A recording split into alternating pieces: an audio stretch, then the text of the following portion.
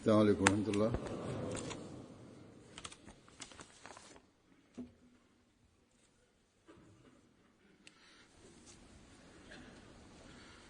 أشهد أن لا إله إلا الله وحده لا شريك له وأشهد أن محمدا عبده ورسوله أما بعد فأعوذ بالله من الشيطان الرجيم بسم الله الرحمن الرحيم الحمد لله رب العالمين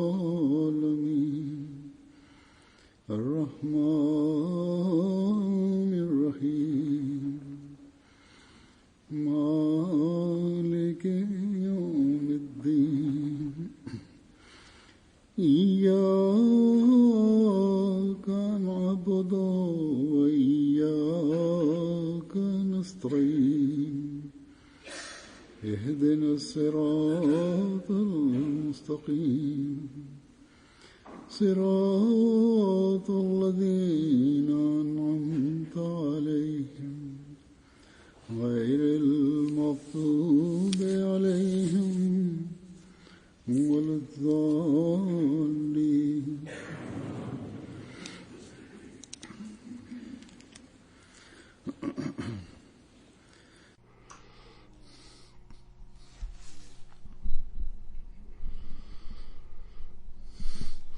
Hace unos días se mostró un vídeo pequeño que un molvi africano se le veía que estaba enseñando el Santo Corán y ante pequeños fallos de lectura les pegaba de forma sin piedad en pequeños errores. Por un lado, aquellos que no conozcan la lengua y tengan una edad superior a 17 o 18 años, ¿cómo pueden pronunciar de forma precisa cada palabra, cada letra, como un qari, como un recitador? El resultado es que la gente huye de leer el Corán, el Santo Corán, y esta es la razón por las que muchos árabes musulmanes, no saben leer el Santo Corán. Por lo tanto, si queréis enseñar el Santo Corán, habría que enseñarlo de una forma en la que se fomente el amor y el afán para aprender a leer. Hace unos días una mujer japonesa que vive aquí en UK, que ha hecho el BED hace algún tiempo, vino a verme y me dijo que en 3 años, con la gracia de Dios, había finalizado la lectura del Santo Corán y quería recitarme algo. Le dije, dígame. Ella leyó el Ayatul Kursi de una forma muy profunda y me sentí impresionado. La verdad es que el cariño hacia el Santo Corán tiene que ser tan grande, de tal forma que hagamos una inversión en él y no solo pronunciar. Nuestra pretensión debe ser sacar sonidos guturales como los recitadores, como los qaris. Dios nos ha ordenado que leamos el Santo Corán de forma lenta, pensando y con la mejor pronunciación que podamos. Si decimos o queremos decir que leemos el Corán como los árabes, es difícil, porque hay palabras que no pueden pronunciar los no árabes con la exactitud precisa, a menos que hayan crecido entre los árabes. Por eso el pueblo japonés hay letras que no pueden pronunciar. Por eso esta mujer que no podía pronunciar la G, diferenciar la G y el G, o al G de la forma que la pronunciaba, en ella salía la G antes que el G. Al escuchar a esta señora japonesa, se saca la conclusión de que si no todos los japoneses, habrán muchos japoneses que no podrán pronunciar algunas palabras árabes. Pero lo importante es el amor hacia la palabra de Dios y debemos intentar pronunciarlo según lo mejor, lo mejor de nuestras posibilidades, y no ser un qari, un recitador, y ser un competidor, porque Allah Ta'ala y su profeta sallallahu alaihi wasallam, cuando Hazrat Bilal pronunciaba en lugar de ashhadu, decía as'adu. El cariño que tenían, no hay ningún recitador que pudiera tener ese cariño que tuvo ningún recitador. Por lo tanto, o se están uniendo gentes de otras religiones a la Jamaat, y un gran número de musulmanes, como he dicho, no saben todavía cómo leer el Santo Corán. Hay muchos misioneros en África que están encontrándose con este hecho. Hay que empezar desde el Qaeda, desde la base, para enseñarles la lectura del Santo Corán. Por ello, los que hacen leer, los profesores que enseñan el Santo Corán, deben enseñarlo de forma que se infunda cariño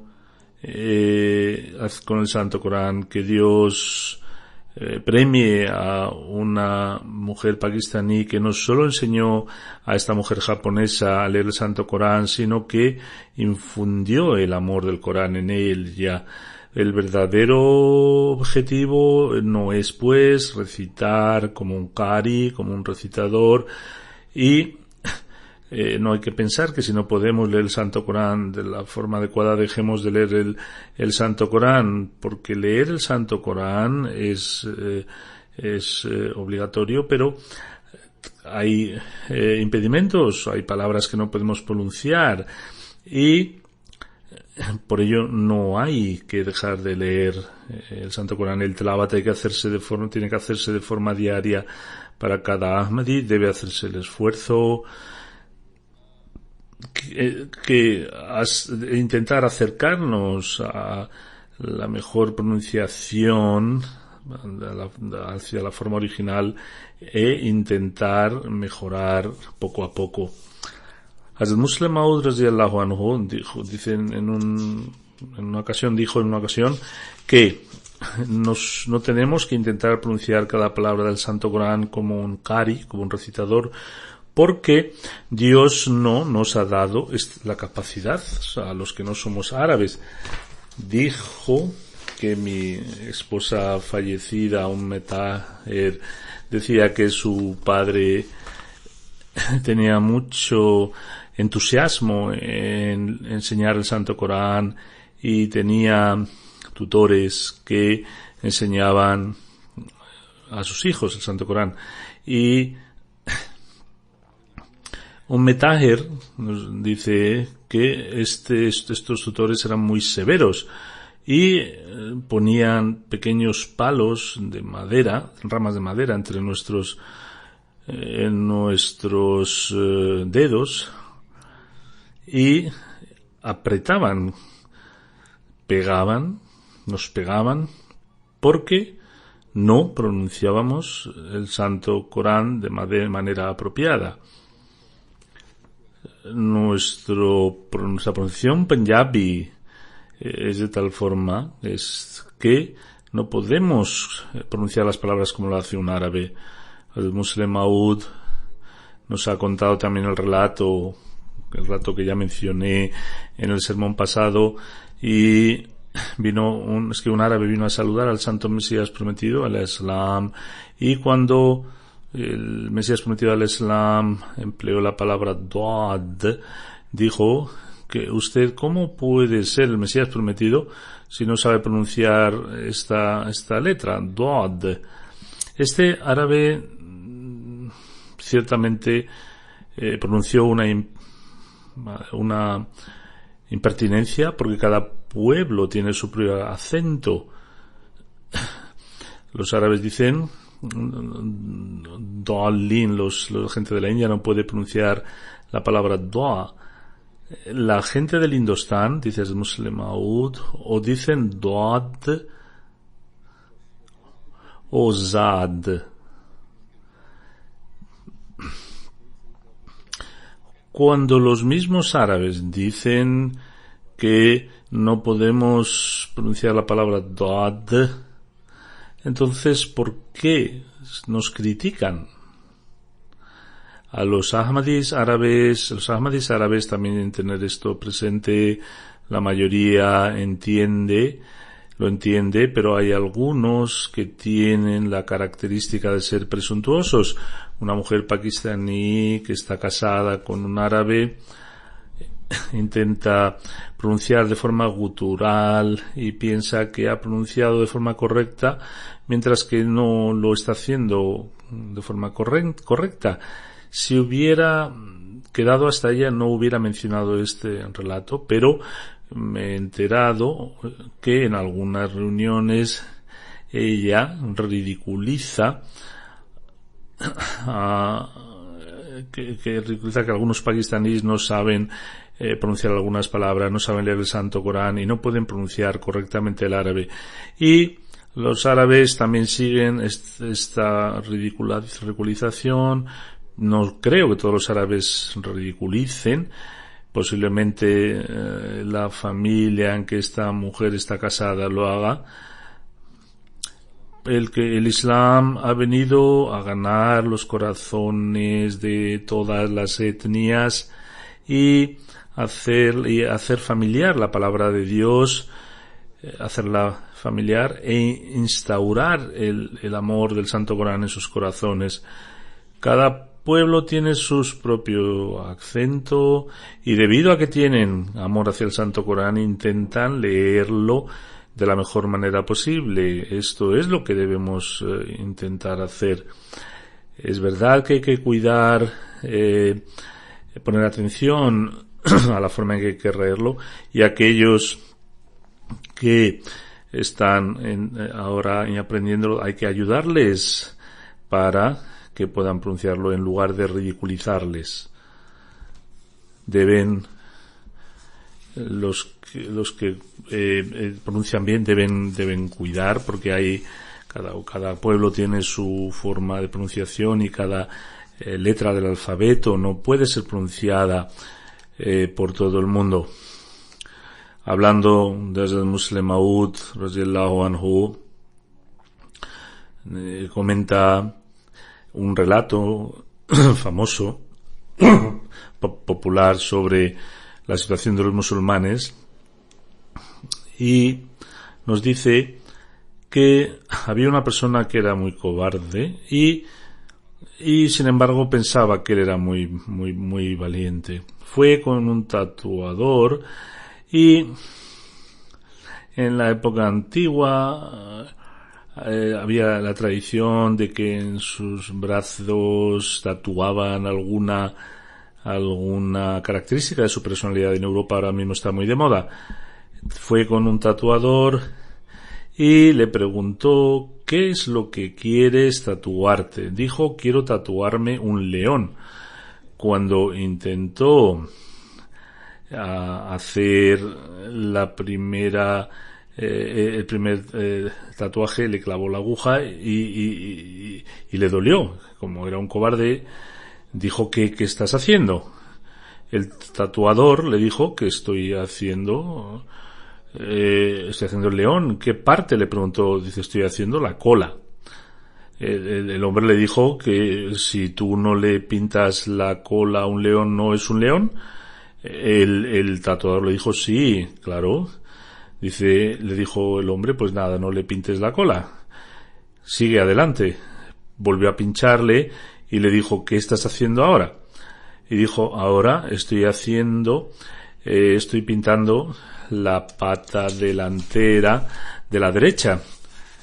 El hombre le dijo, si no le pintas la pata delantera de la derecha, ¿no es un león? Dijo, pues sí. Y dijo, pues déjalo. Así continuó hasta que la parte izquierda tampoco la hizo, luego las piernas derecha e izquierda de atrás. Al final el tatuador paró y le dijo, que este hombre que pensaba que era muy valiente le dijo, ¿por qué no sigues? Le dijo, si es que no queda nada, ¿qué hago? Hazrat Musleh Maud dice que el estado del Islam es bastante similar, especialmente en los líderes musulmanes y en los eruditos que alzan eslogans, pero la práctica es nula. Ellos dicen a los demás que abandonen cualquier práctica, y esto no tiene que ver nada con el Islam.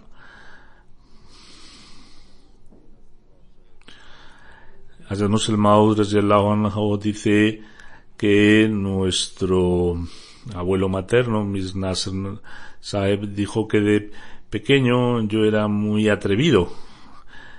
Era el nieto de Mir Dard y vivía en Delhi. Allí había muchos mangos. Y decía que cuando sus padres, sus hermanos, en la época de los mangos, comíamos mangos, los mangos dulces, decía que eran agrios y los separaba. Y comía el resto con mi familia. Primero, probaba que decía que estaba agrio cuando estaba dulce.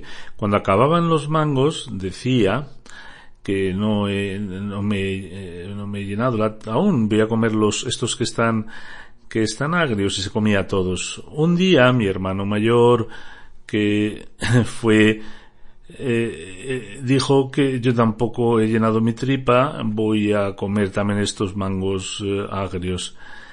Intenté que no lo hiciera, pero al final probó el mango y dijo, si están muy dulces, ¿por qué dices que están agrios?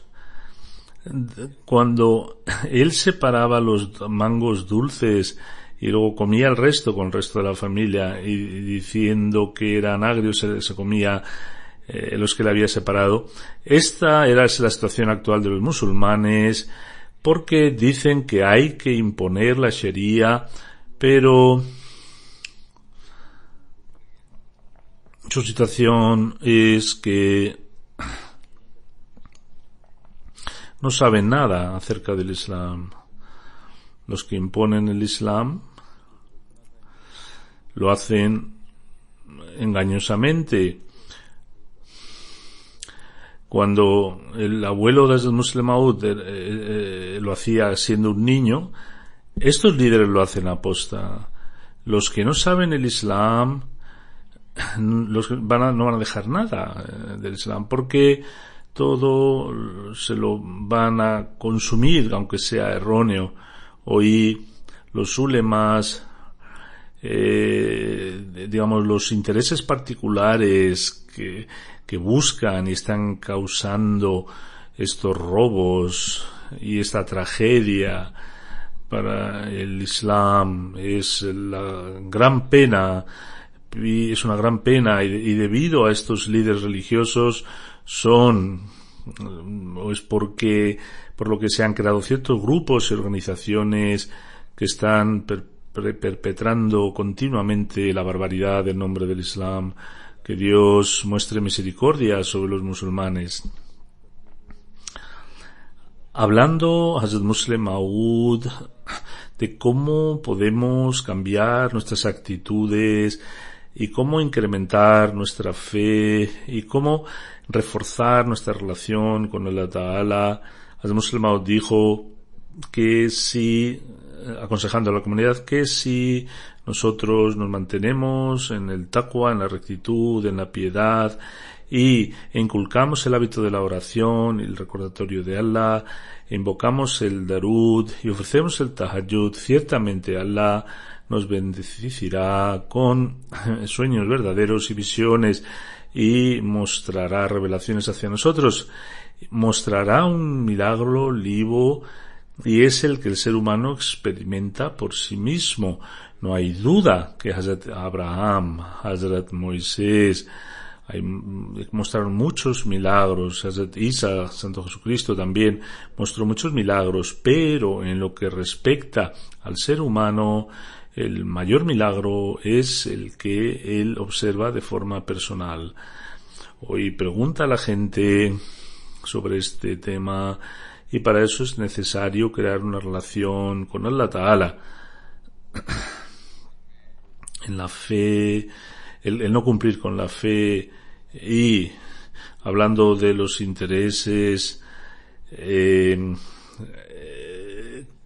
por la mirar, dice Hazrat Musleh Maud, la situación de Hazrat Sahibzada Abdul Latif Shahid cuando aceptó el Ahmadiyyat y volvió a Kabul desde Qadian. El gobernador de Kabul le dijo que se arrepintiera.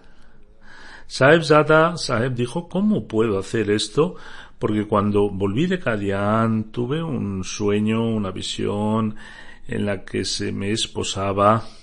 Cuando Allah Ta'ala me dijo que tendrás que ponerte estas esposas, ¿cómo voy a intentar quitarme estas esposas? Estas esposas permanecerán en mis manos tenía la firme creencia de que vio un sueño que provenía de una experiencia personal. Si alguien ve un sueño y lo esconde, ese es otro tema, pero él tiene una fe en esta experiencia personal.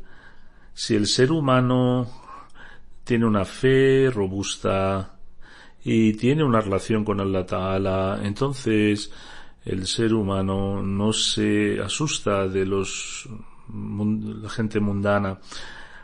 Hazrat Musleh Maud pone otro ejemplo y es que Hazrat Sufi Ahmad Jahan Sahib era una persona muy santa y en su época era uno de los piadosos. El Maharaja de Jammu le dijo que viniera a Jammu para que orara por él, pero él renegó de ello y dijo que si usted quiere que yo ore por usted, venga aquí, porque tengo que ir yo hacia usted. Si tiene una relación con Allah Ta'ala, sea la posición de la persona que sea, no se asusta de él. Antes de Santo Mesías prometido, alayhi salam,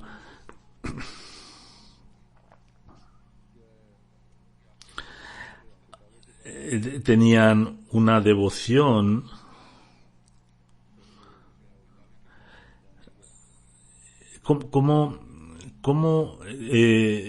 hablando de la posición del Santo Mesías prometido, dice que teniendo en cuenta el libro de Barahine Ahmadiyya, podemos decir que cientos de miles de personas creían en el Santo Mesías prometido antes de que él reclamara.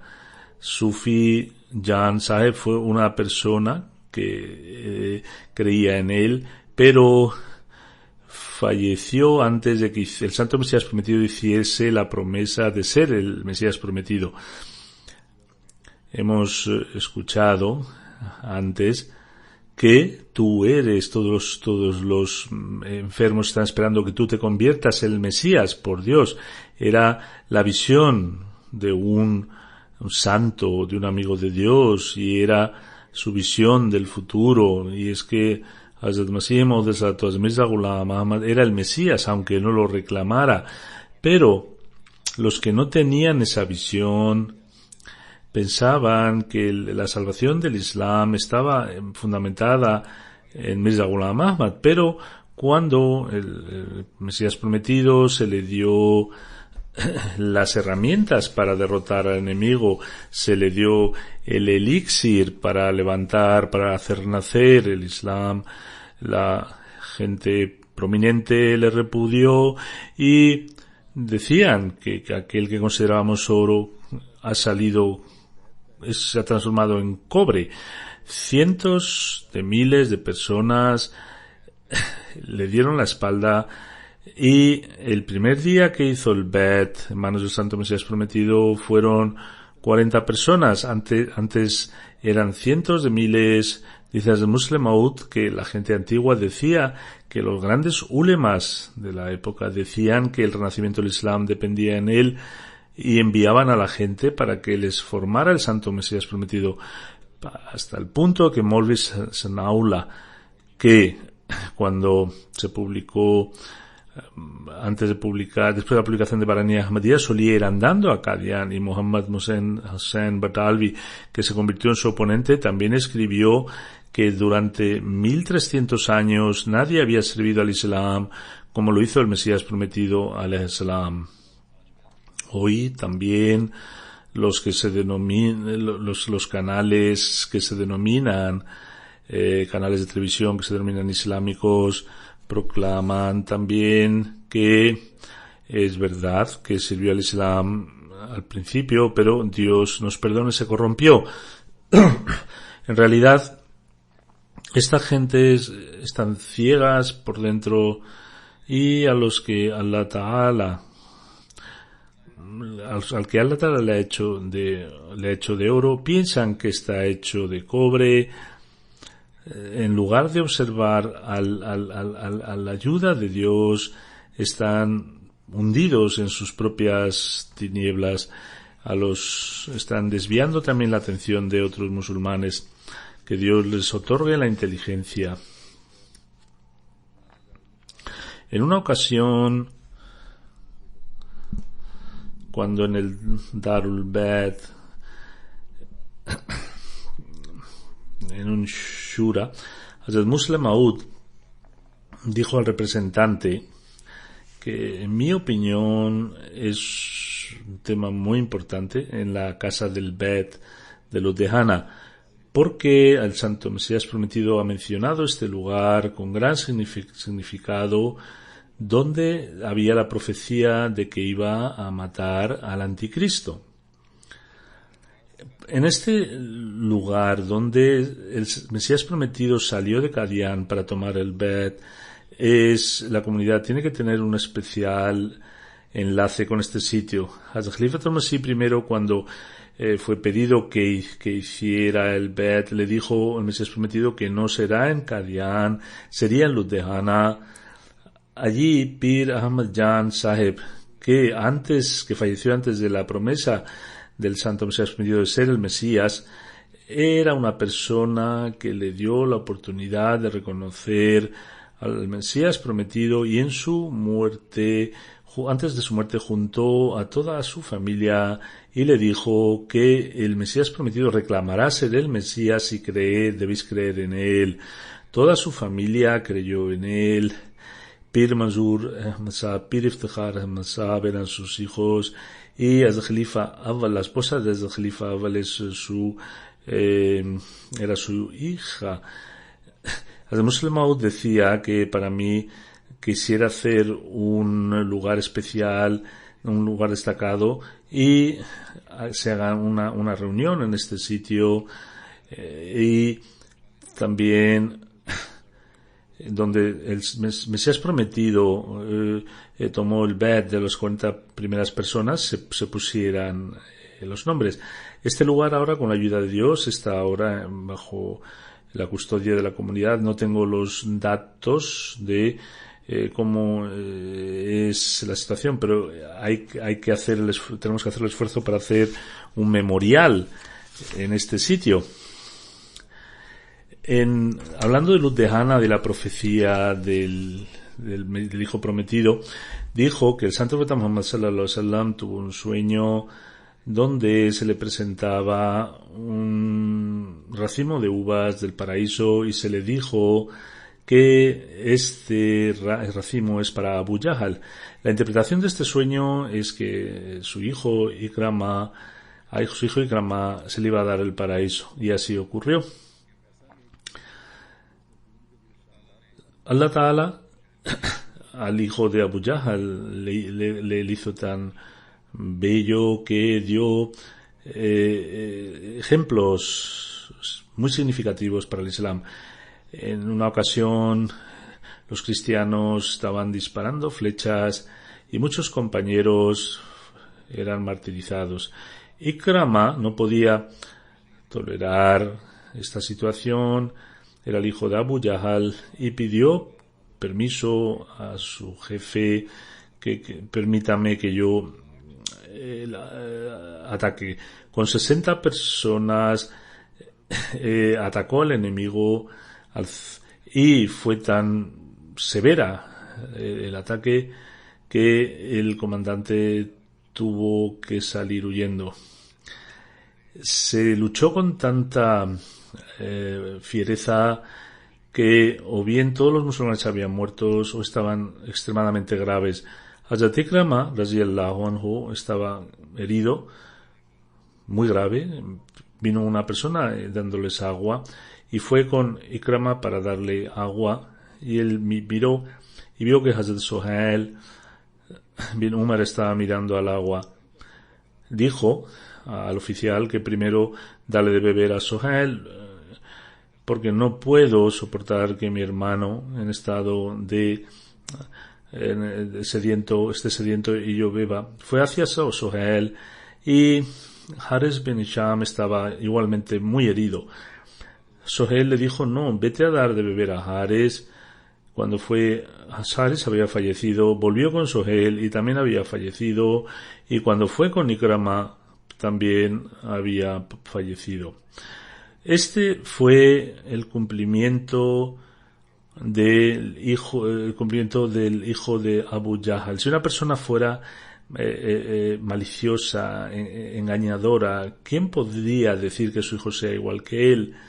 Pero en la palabra de Dios hay ciertos testimonios que cumplen, y los que no tengan estas pruebas no se puede creer en ellos. Por lo tanto, lo que estamos refiriendo es que cuando se producen profecías de Allah Ta'ala, se dan profecías, ¿cómo se cumplen?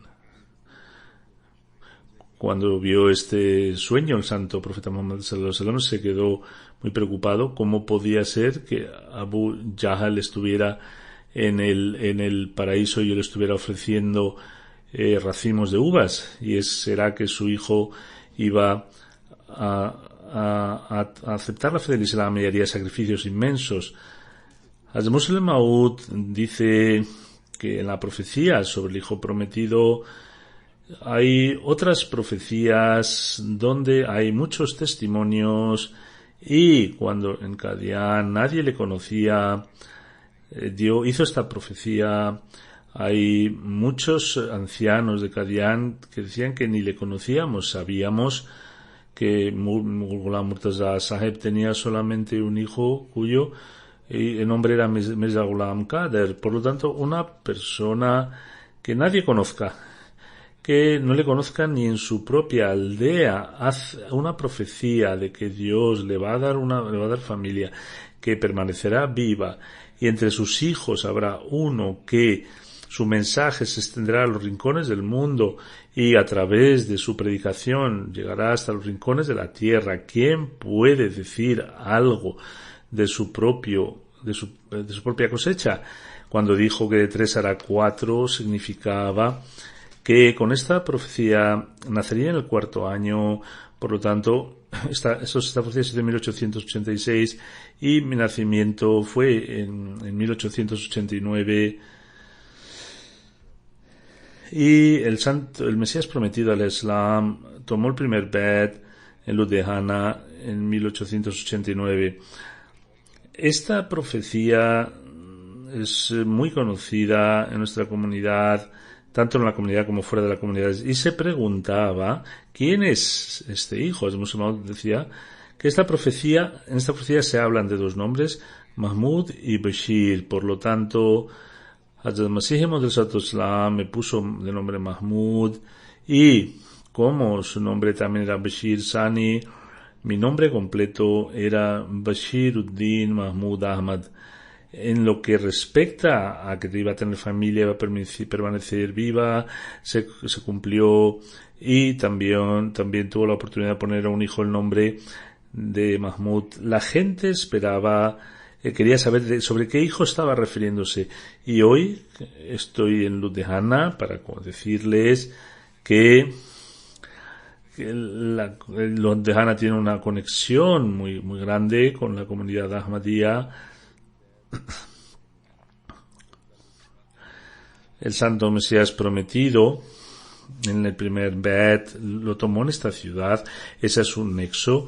Después Hazrat Maulvi Nuruddin, el primer califa, fue el primer califa, y su boda se hizo con la hija de Sufi Jan Sahib. Este fue el segundo nexo.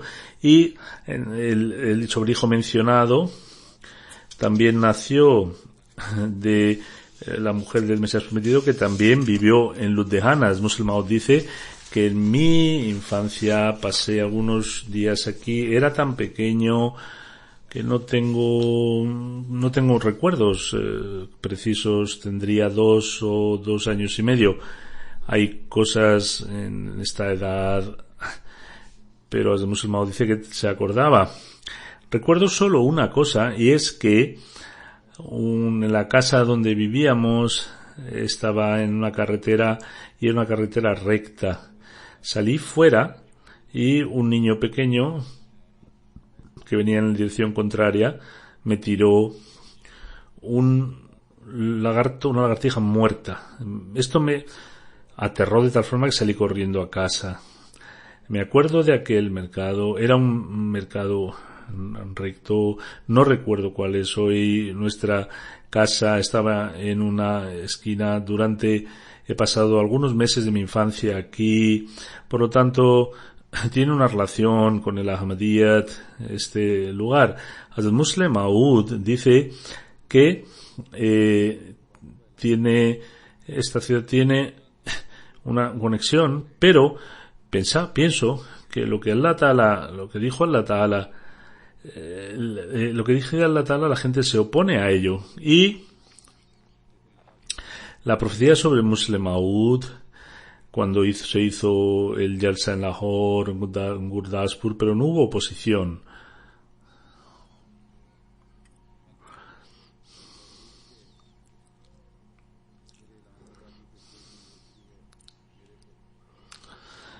Dice el Musleh Maud que después de la profecía, que cuando vinimos a Ludhiana y estaba pasando por la ciudad, había una manifestación en contra, que Dios nos perdone, Mirza ha fallecido. A nosotros no nos importaba, pero al haber olvidado la enseñanza del Santo Profeta Muhammad sallallahu alaihi wasallam, se habían burlado, pero la profecía del Santo Mesías Prometido se cumplió. Hizo la oración al Musleh Maud que la gente de Ludhiana les diera la oportunidad de aceptar el mensaje del Santo Mesías Prometido, y hoy los que gritan en oposición sean el día de mañana los sirvientes de la comunidad. Otro compañero del Santo Mesías Prometido era Mia Abdullah Sahib Sanori Raziyallahu Anhu. Tenía un amor ardiente y una devoción hacia el Santo Mesías Prometido. Vino a Qadian, saludó al Mesías Prometido, al Islam. Cuando el Santo Mesías Prometido le había pedido algún trabajo, y cuando terminó su trabajo pidió permiso para volver a casa. Hazur le dijo que no, quédese un poco más. Pidió una extensión de sus vacaciones, pero no le dieron esta autorización por parte de sus jefes. Se lo mencionó al Mesías prometido, pero le dijo el Mesías prometido, no, quédate aún más. Volvió a escribirte que ahora no puedo venir, y los empleadores le despidieron de su empleo. El tiempo que estuvo con el Santo Mesías prometido, se quedó en Qadian, y cuando volvió, el oficial le dijo que la persona que le había cesado no tenía derecho a hacerlo, no tenía derecho a quitarle el trabajo. Se le volvió a emplear en el mismo sitio y se le dio también la paga atrasada del tiempo que estuvo en Qadian. Hay otro ejemplo que es de Munshi Zafar Ahmad Sahab Kapurthali. Al-Muslim Maud dice que caminaba un día y me lo contó una persona que está recogido en la revista Al-Hakam. Al-Muslim Maud dice que, voy a relatar las palabras de Munshi Sahib, cuando trabajaba en una ocasión, fui a Qadian. Al tercer día pedí permiso y el Mesías me dijo a Munshi Zafar Sahib que no, quédate. El Mesías prometido, él dijo, bueno, esperaré. Pasó un mes, en Misr estaba y venían cartas de los empleadores, y yo no las miraba, me olvidé de todo, de mi trabajo, que vengan las cartas de mis empleadores. Sentía tal deleite viendo la compañía, estando con la compañía del Santo Mesías prometido, que no sentía ninguna turbación. Cuando recibí una carta muy dura, se la presenté al Santo Mesías prometido, y el Santo Mesías prometido le dijo, dile que no puedo volver. Pasó un mes más, y un día dijo, ¿cuánto tiempo ha pasado? El Santo Mesías prometido contó y dijo, ahora sí puedes volver. Volví a Kapurthala y la Arshandas, fui a casa del magistrado, fui a casa a su casa para ver su reacción.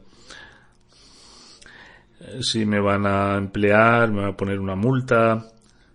Cuando fui a su casa, me dijo, Munshiji, Mirza Sahib no te ha dejado venir, ¿no? Le dije, sí, es así. El señor magistrado me dijo, pues su orden tiene precedencia. Al-Muslim Maud dice que en Mirza Taul Sahib, cuando habla de esta anécdota, Munshi Sahib dice que cuando escribió que no podemos venir, empleé estas mismas palabras al magistrado. Era un grupo, dice el Muslim Maud, que mostró un amor ardiente y devoción que nosotros no podemos mostrar. Dice, aunque tengamos debilidades, aunque tengamos perezas, pero si los compañeros de Santo Moisés muestran sus modelos, podríamos presentar modelos parecidos, y si mostraran compañeros de Santo Jesucristo, con orgullo podríamos presentar también compañeros parecidos al de Santo Jesucristo. Y cuando el santo profeta Muhammad sallallahu alaihi wasallam dijo que no podía decir si hay diferencia entre mi comunidad y la comunidad del Mahdi, de hecho lo dijo por este tipo de personas. Estas personas son las que, como Hazrat Abu Bakr radiyallahu anhu, como Hazrat Umar radiyallahu anhu, como Hazrat Usman radiyallahu anhu, Hazrat Ali radiyallahu anhu, y otros compañeros hacían cualquier tipo de sacrificio y soportaban cualquier tipo de sacrificio en el camino de Dios.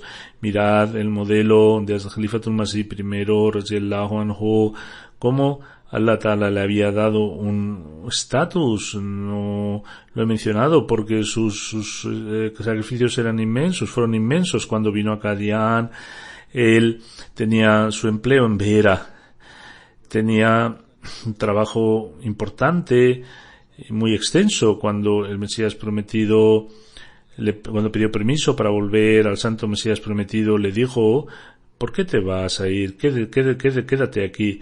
Hasta Khalifatul Masih primero, radiyallahu anhu, no fue ni para recoger sus cosas, y fue otra persona quien la recuperó por él.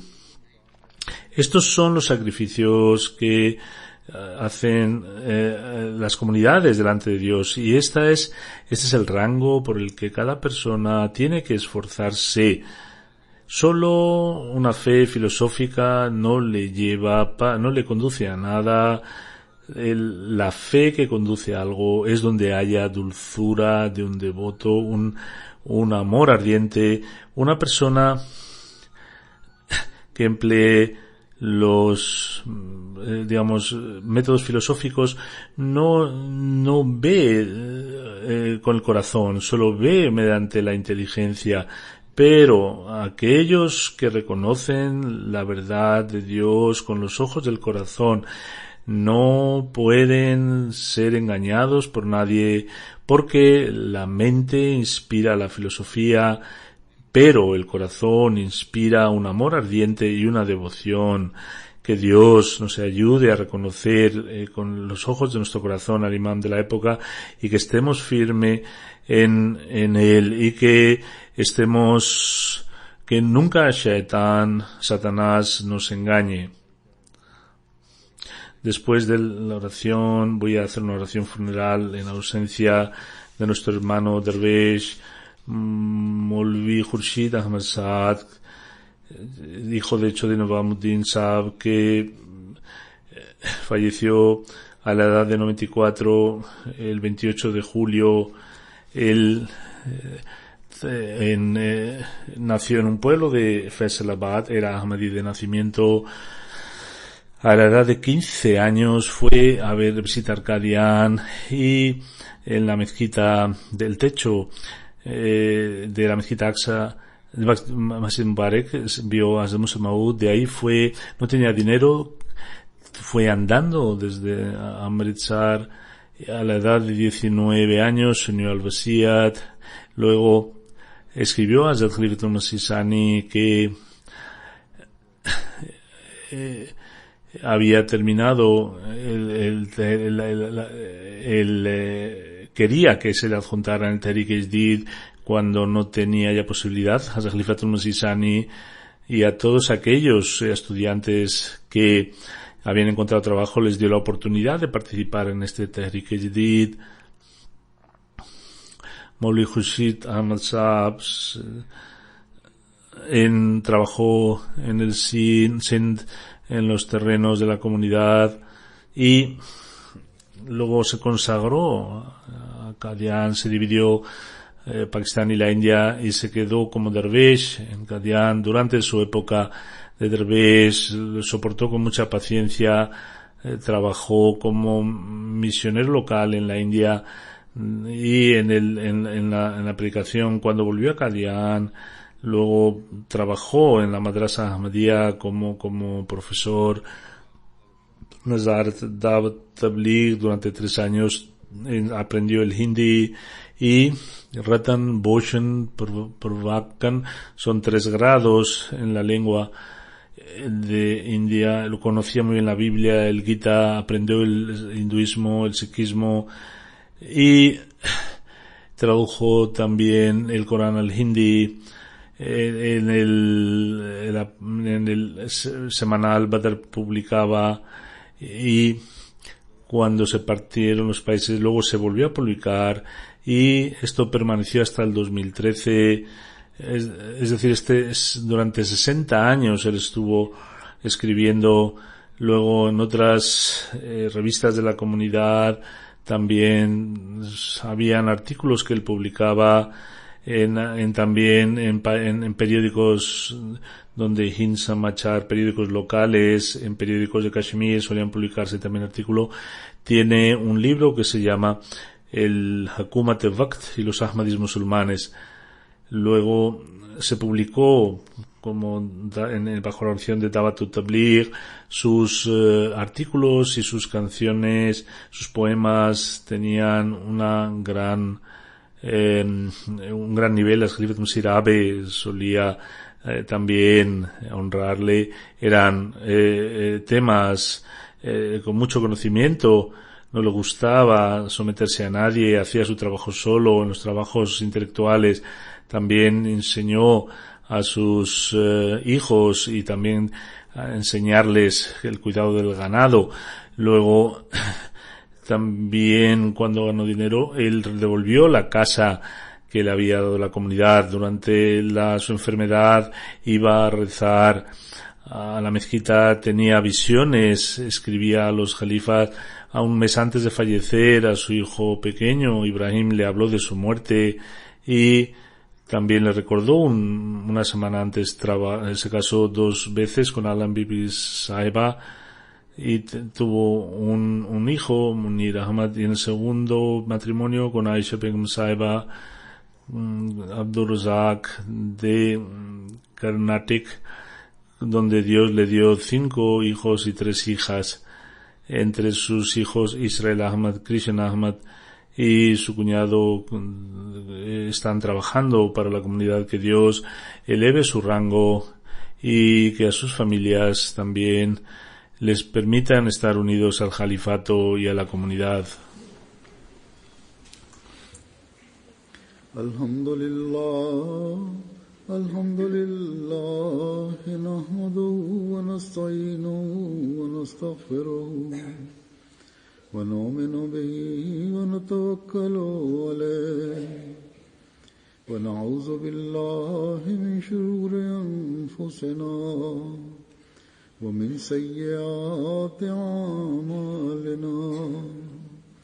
Man yahdihillahu fala mudilla lahu ومن يضلل فلا هادي له ونشهد أن لا إله إلا الله ونشهد أن محمدا عبده ورسوله.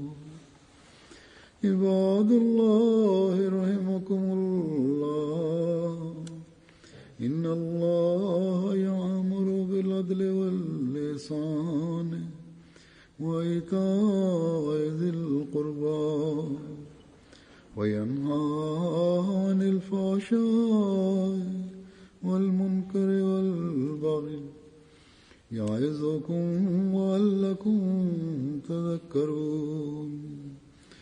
اذكروا الله يذكركم وادعوه يستجب لكم ولذكر الله أكبر.